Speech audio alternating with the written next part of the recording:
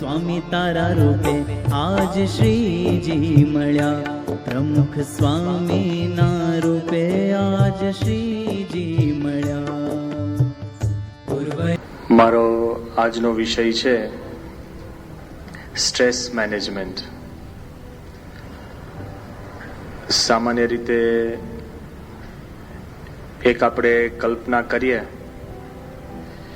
કે તમને 10 પથરા આપવામાં આવે, 10 સ્ટોન્સ, અને કહેવામાં આવે કે તમે આ 10 પથરાને તમે મેનેજ કરો, કે 10 વર્ષ પછી હું પાછો આવીશ પણ તમારે આ 10 પથરા સાચવવાના છે.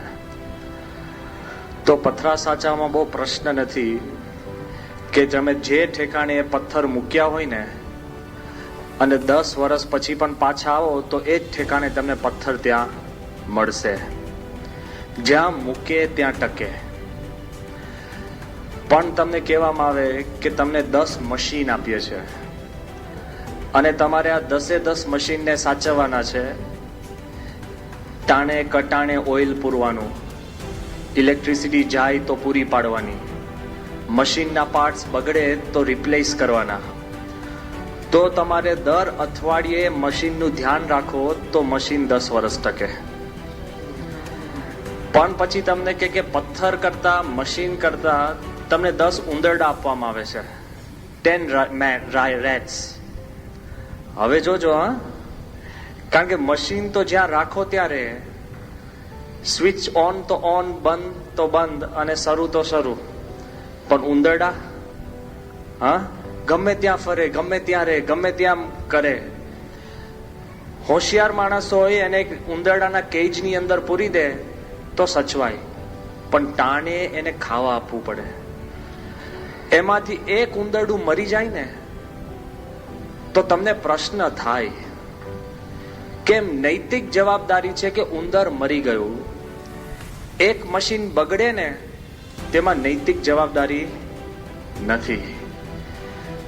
10 માંથી 8 મશીન રહે ને 2 તૂટી જાય તો તમને લાગે વાંધો નહીં, મશીન છે તૂટી ગયું.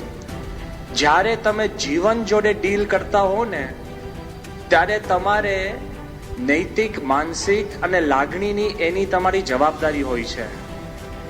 પણ તમને કે 10 પથ્થર નહીં, 10 મશીન નહીં, 10 ઉંદર નહીં, પણ 10 નાના બાળકો. એક બાળક થાય ને તો એ બધા હા આખી રાત બગડે, બરાબર કે નહીં? અને 10 હોય તો 10 બાળકો જો હોય અને તમારે એને સાચવવાના હોય તો એટલા બધા મનમાં પ્રશ્ન શરૂ થાય. ઉંદર તો છે ને 2 દિવસ ભૂખ્યો રાખો ને તો કમ્પ્લેન નથી કરવાનો, બોર્ડ નથી લખવાનું કે હું ભૂખ્યો છું. અને બાળક રડા રડ ને આ તે. જો જેમ જીવંત વસ્તુ વધતી જાય છે એમ આપણી જવાબદારી ઝાઝી છે. પછી તમને કે તમને 10 મન સાચવવાની વાત કહું છું. હવે આવો મેદાનમાં. It's easy to take care of stones, machines, rats, even babies. પણ 10 મનને સાચવવાના હોય ને તો શ્રીજી મહારાજ ખુદ પોતે કે છે કે જેને માણસાઈ દઈને સાધુને રાખતા આવડે તો સાધુ રે, કેતા કે મન દઈને રાખતા આવડે તો રે. 10 મન સાચવવાની તો બાજુ પર રહો, તમારા ખુદનું મન સાચવવાની વાત આવે છે. હવે આવો હા, એક શિષ્ય ગુરુ પાસે જાય છે અને ગુરુ કે તને પ્રશ્ન શું છે? તો શિષ્ય કે છે કે ગુરુ હું બધું કરી શકું છું. તો કે પ્રશ્ન શું છે? કે મારું મન એ નથી સાચવી શકતો. વિચાર કરજો કે most difficult is to take care of the mind.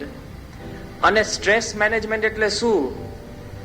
કે તમારી સ્થૂળ વસ્તુ, સમયની વસ્તુ, સંજોગોની વસ્તુ એને સાચવવા કરતા તમારા મન ઉપર સમય, સંજોગો, પરિસ્થિતિની જે અસર થાય છે ને એને સ્ટ્રેસ કહે છે.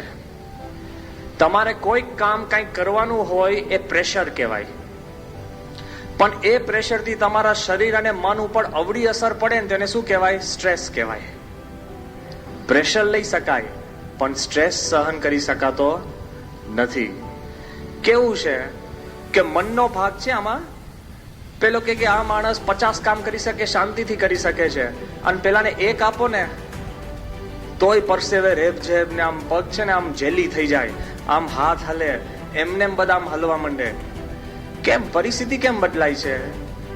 તો સામાન્ય રીતે લોકો સમજાવે છે કે તમને હું કહું આ લેખ લખજો, અને તમે કહો હા સ્વામી લેખ લખીશ, પછી હું કહું 1 કલાકમાં લખવાનો, તો સ્ટ્રેસ, ટેન્શન શરૂ થઈ જાય.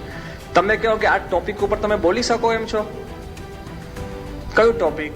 એ કે દેશનો ઉદ્ધાર કેમ કરો, કે હા સ્વામી તો વાંધો ના આવે, એ કે 2 મિનિટમાં બોલવાનું છે, તો સ્ટ્રેસ. જરાક પણ તમને ટાઈમની એક ફેક્ટર આવે તો માણસને સ્ટ્રેસ ઉભો થતો હોય છે.